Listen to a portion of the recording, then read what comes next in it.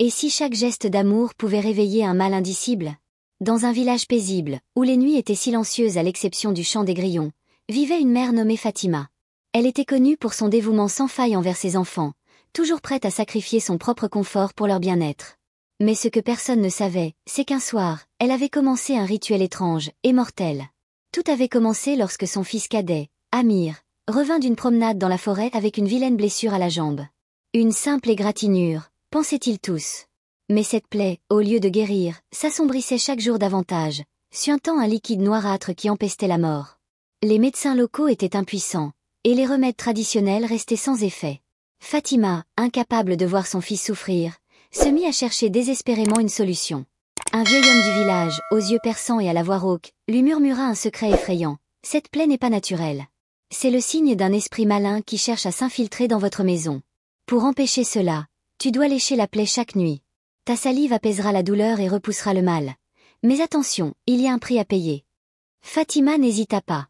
Guidée par l'amour maternel, elle suivit les instructions à la lettre. Chaque nuit, après que tout le monde fut endormi, elle s'asseyait près du lit d'Amir et léchait délicatement la plaie béante. Au début, cela semblait fonctionner.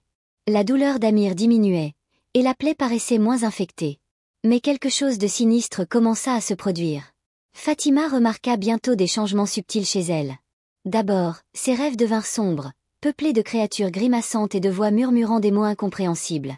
Puis, elle sentit une faim insatiable monter en elle, une envie irrépressible de continuer à lécher la plaie, comme si une force extérieure prenait possession de son corps. Ses mains tremblaient, ses yeux brillaient d'un éclat fiévreux, et sa peau pâlissait à vue d'œil. Un soir, alors qu'elle accomplissait son rituel macabre, Amir ouvrit les yeux. Il fixa sa mère avec une expression d'horreur absolue. « Maman, tes dents !» balbutia-t-il avant de sombrer à nouveau dans le sommeil.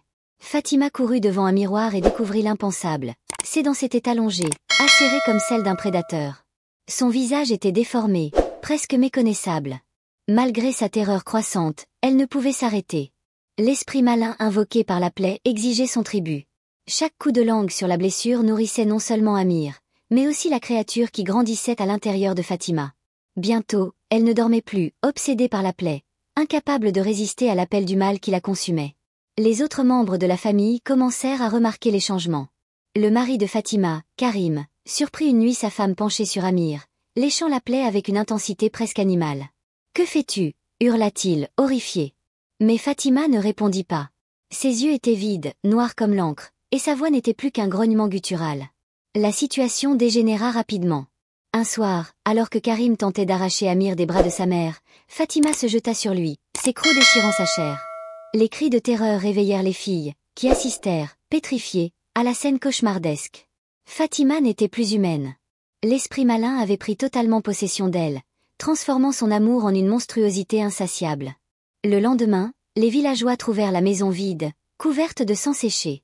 Seule une traînée de marques de griffes menait vers la forêt. On raconte encore aujourd'hui que certaines nuits, on peut entendre des bruits de mastication venant des bois, accompagnés de gémissements étouffés. L'histoire de Fatima est un rappel terrifiant que même les actes les plus bienveillants peuvent être détournés par des forces obscures. Car dans cette petite maison isolée, un simple geste d'amour maternel avait ouvert les portes de l'horreur, et détruit une famille entière.